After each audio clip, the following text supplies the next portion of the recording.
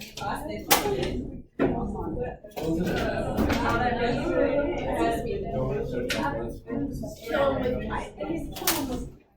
everybody. I want to take a minute here and start by just talking a bit on test format of what to expect. So, as I mentioned last time, the format that was listed on the OneNote is likely to change as I had to rewrite the test from last time. Marcelino, come on in. So part one will be no calculator. There will be 10 multiple choice. There's going to be like one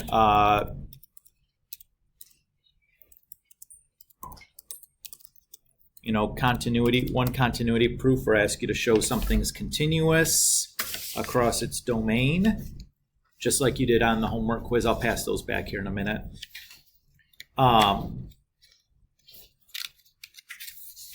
There's one AP style free response question. Usually those are kind of multi-part. I got 5 limits, problems to do. I have one IVT, like show that problem, and then one squeeze theorem limit problem. And that's your test.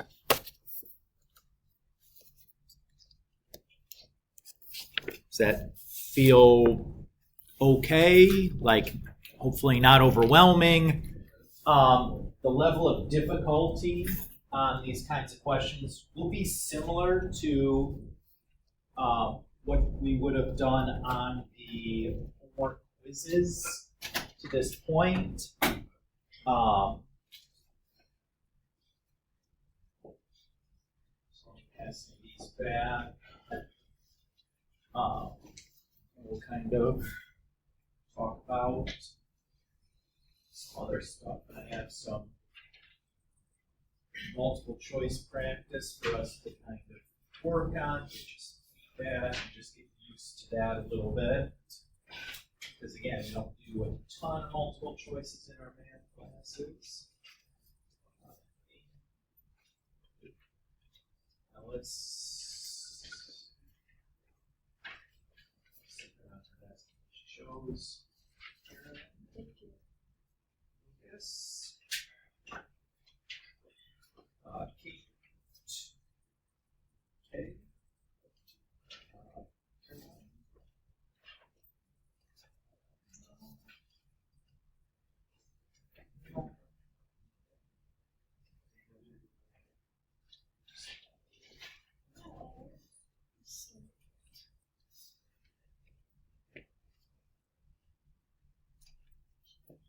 Hi.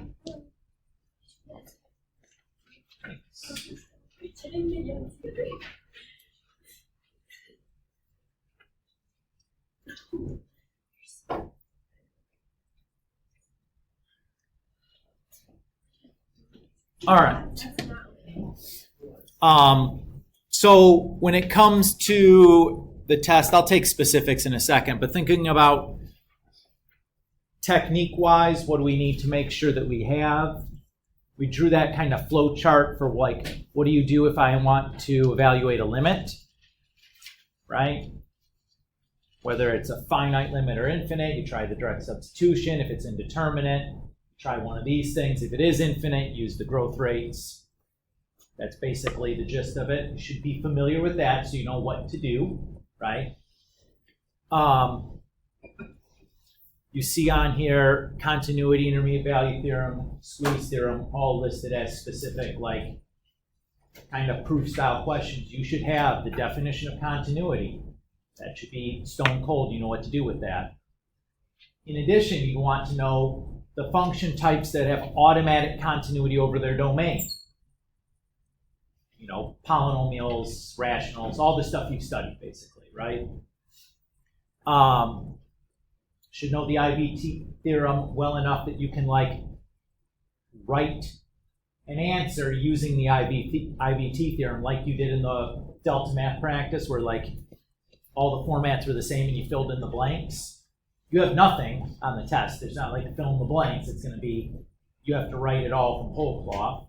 So you should know it well enough that you can do that. You don't have to like, I won't ask you to write down the intermediate value theorem, but like, reading your response, I'll know if you know it or not.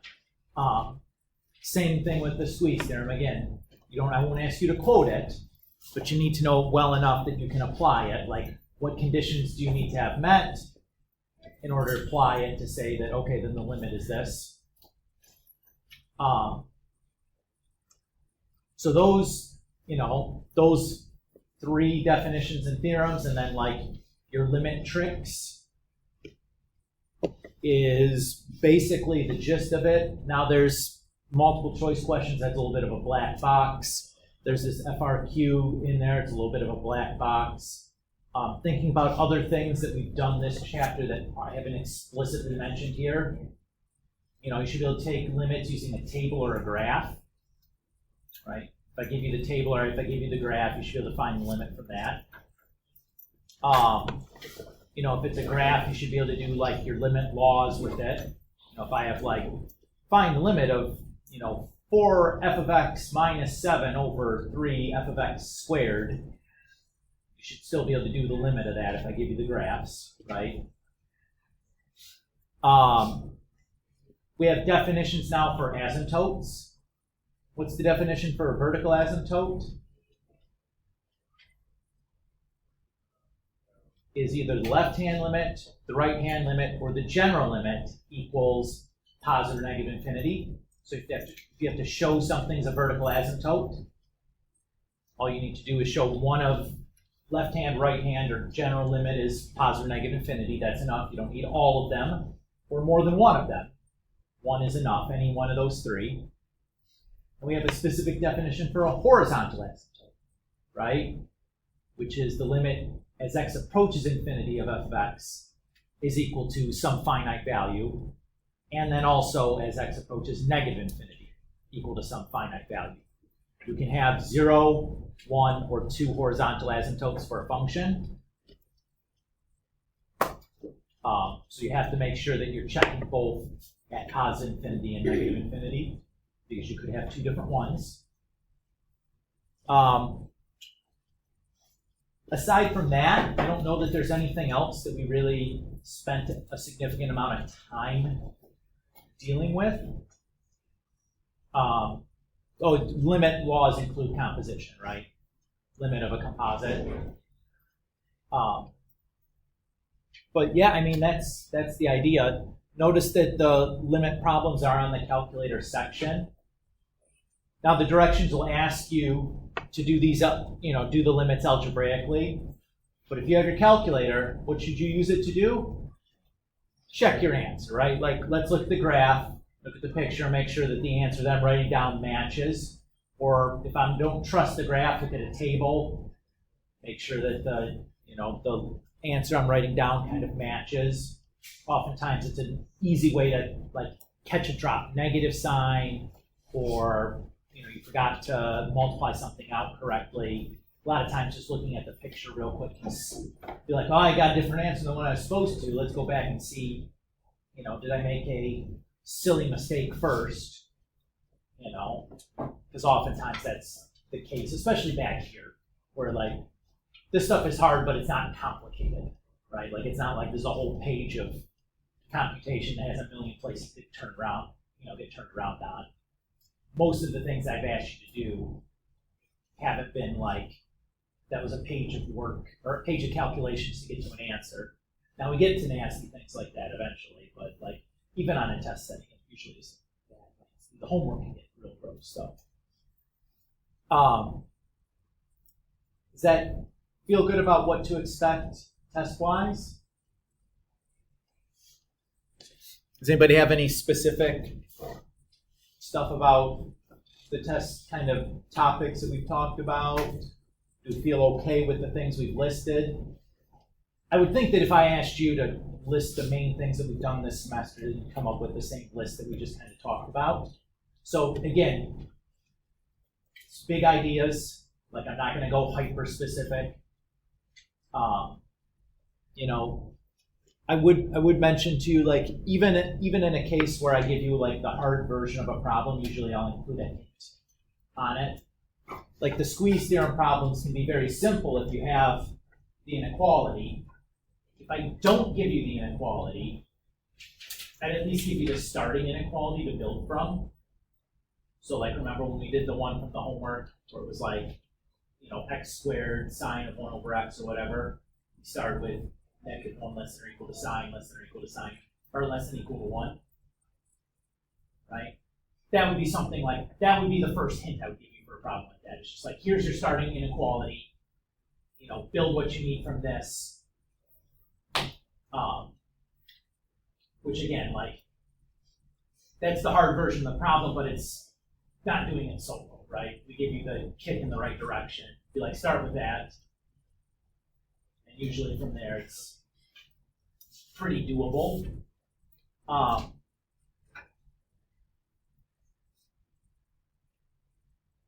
Yes.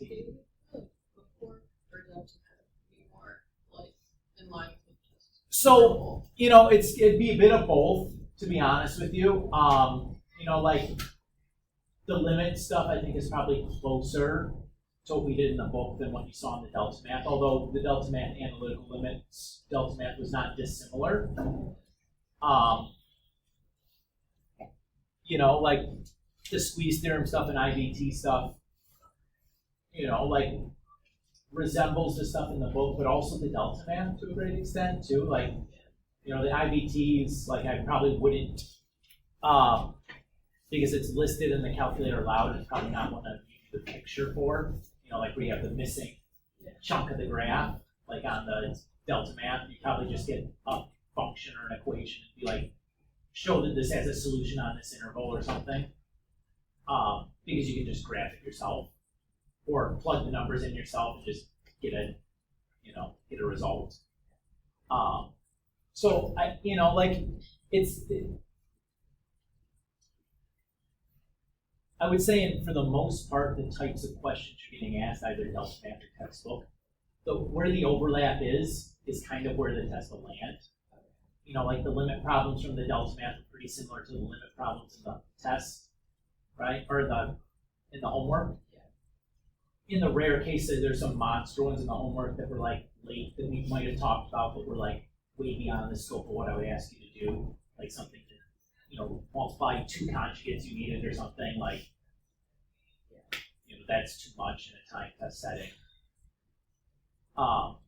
You know, and the IVT stuff, like, won't be scaffolded like it is with the delta math, but it's the same idea.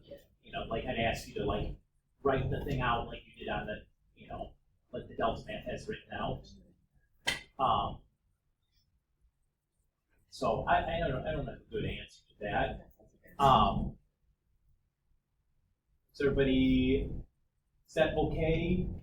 You know, like, again, think about the big ideas. You know, like, make sure you have, you know, the definitions and the theorems that we just talked about, the procedures that we just talked about kind of down, that you're able to do those and use those.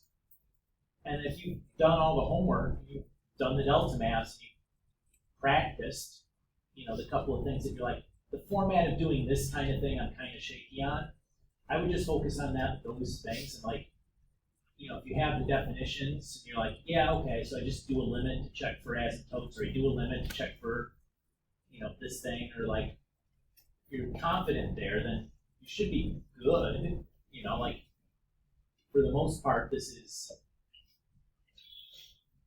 you know, while it can be hard conceptually, there's like, it's not going to be complicated and tricky. Does that make any sense? Or overly complicated or tricky? Maybe you have different things in mind. But like I wrote this, I tried to write something that was like, we've done problem like this, we've done problem like this, we've done problem like this. You know, for the most part, it should be familiar looking things. It's like, okay, we've done this. Okay, we've done this. Maybe you don't remember how to do it anymore, but like, you look at the test, it should be like, not like completely clueless sort of thing. What I'd like to do with our remaining time is I have a practice multiple choice on the My AP, because we haven't done any multiple choice yet this semester, and that's, if I'm going to ask you to test on it, we should do some of that.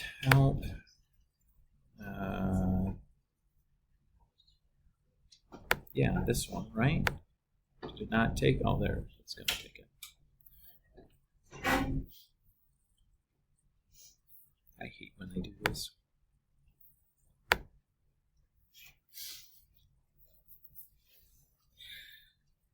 So if you go to the My AP, there should be a multiple, it's titled a quiz, it's not a quiz, but like everything I make in the My AP is just, they'll call them all quizzes. So yeah, I call it labeled test 1 multiple choice questions.